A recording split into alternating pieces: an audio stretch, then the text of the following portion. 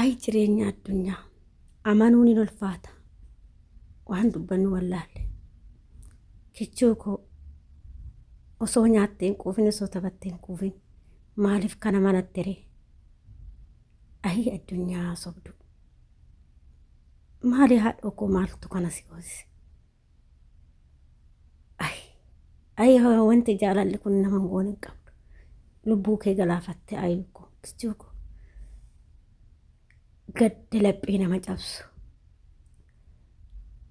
jaalallee yookiin haati manaa Indaalam Gosaa fooqii shanaffaarraa of darbite jedhamee jira. Hedduu nama gaddisiisa. Maalidha sababni garuu maal citii kana dhuffattee maaf darbite ayyuko waanuma dubbadhu wallaalee dhugaa rabbi ay jireenya addunyaa ay sobduu addunyaa sobduu folii gadi fiigan. Lubbuu kee Waaqayyo amaaru.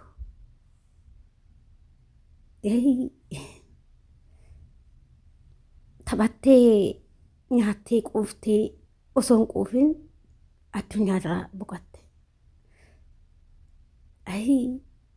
Kunis siif hin malu haadhoo koo maali?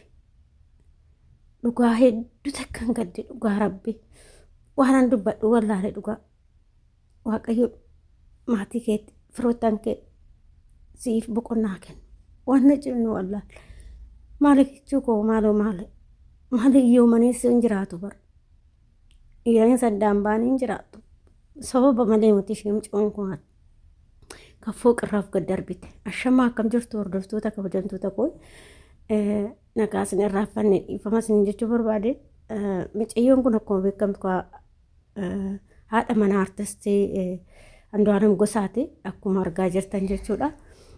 Kaleessa galgalaa halkanii fooqirraa of darbite jechaa jiranii barreeffama garaagaraa akkasuma immoo irra caalatti barreeffama kan amma gammaatti argamaa jiru gara feesbuukatiin hedduu takka nama gaddisiisa. Dhugaa waanuman dubbadhu wallaalee ani amman ka'ee arge jechuudha. Dhugaa waan dubbadhu wallaalee yoo feesbuuka banu hedduu nama gaddisiisa. Maali garuu maalumaati ishii qunnaan maal rakkina ofii dhuffattee hardhaa lubbuu ishii kichuu tanaa galaafatte. Garuu waa malee miti ta'ullee lubbuun ofiitti faraduun cubbuudha. Maaliif yoo namaan saddaan ba'an jiraachuun hin danda'a. Ishii wooma uffattee waa keessi ishii gubateeti malee mucayyoon tun akkanaan fooqii kanarraaf hin darbine. Fooqii shanaffaa dhiise namni lubbuu ofiitti faradu. Garuu waa gubatti waa dhuffatte garuu haadhoo koo dhuffachuu hin qabdu. Waan baafattee waan sii furtee ta'uudha malee lubbuu ofii galaafachuun hin barbaachisu. Adaraa abbumti fe'eeyyuu haa ta'u dhiiraaf jettanii lubbuu keessan hin baasina. Akkasuma immoo wuma rakkattanii kamiifuu wuma dhiira qofa osoo hin taane wuma rakkattan qofaafuu lubbuu keessan baasuuf ittiin gamina. Maaliif lubbuun baatu takkaan deebitu. Mucayyoon kun amma kichuu osoo nyaattee hin quufin osoo firiish lafaan buufatin addunyaa kanarraa boqatte. Maal faayidaa qabaree? Maal jireenya addunyaa xiqqoodha. Ishiidhayyuu guyyaa Waaqayyoon kee addunyaa kanarraa deemteedhe deemuu wayyaa lubbuu ofii harka ofiitiin baasuun cubbuu guddaa.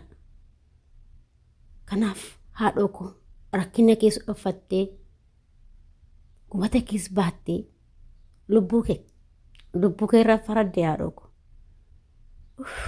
Nama gaddisiisa waanuma dubbannu wallaalla dhugaa Waaqayyo. Maaloo dubartoonni keenya maaloo lubbuu keessanitti faradina maaloo ofuma ajjeesuuf fiigina baqa. Ofuma tana ajjeesuuf fiigina lubbuun tuni gaafa baatuun deebitu jechuudha. Kanaaf haati manaa Indaalam Gosaa akka feesbuuka irratti agarru akka barreeffama irratti agarretti akka dubbisnee agarretti namoonni gammaatti galakkisaa jiranii ofii fafajjiifti fooqii shanaffaarraaf darbite. Kuus sa'aatii 9 of darbite halkan keessaadha. Kuus sa'aa 5 of darbite halkan keessaa jechaa jiranii. Kun gammaatti garuu qoratamee hin argamne jechaa jiranii. Yaa sababa ishiin duuteef hin beekamne gammaa wanti beekame hin jiru. Kun Indaalam Gosaa mana hin jiru jedha kun kaan jedha. Huma tokkollee wanti gammaa irra gaame hin jiru. Qananii addunyaa jedhamti yaa'u namni hin beekne hin jiru mucayyoo kana hedduu taphattoota akka hedduu baay'ee damas namatti ijumas si argemu maali laata haadhoo koo maaloo jamas si argate wayyoo haadhatu dhugaa waaqayyo jechuudha hedduu takka garaana nyaattee dhugaa mucayyoon tun jechuudha tattaphattu kokkofaltu kan baay'ee jaalattulleedha dhugaa rabbi baay'ee jaalattilleedha dhiira kaan beekan malee ishiin baay'ee jaalattee turte ay haadhoo koo maali garuu maaloo maa ofitti jabaatte haadhoo koo maa ofitti jabaatte garaa kee maa akkanatti si jabaate haadhoo koo ay jireenya addunyaa tanaa duraan akkana ture har'ammoo eessa biraa dhaxxiree haadhoo koo maafirraa fagaatte maa mudhii kee hidhatte garaa kee maa jabaatte haadhoo koo wayyoo lubbuu kee hamaaru wannuma dubbannu nu dhabe wanti nu harkaa bade dhugaa waaqana harkaa bade waanuman godhuun dhabe dhugaa hedduu takka garaana nyaatte mucayyoon tun wayyoo waaqayyo kaa mirga qulqullootaaf nuuf haa boqochiisu lubbuu kee nuuf hamaaru dhugaa waaqayyo ay addunyaa gantuudhaaf olii gadi fiiganii xaara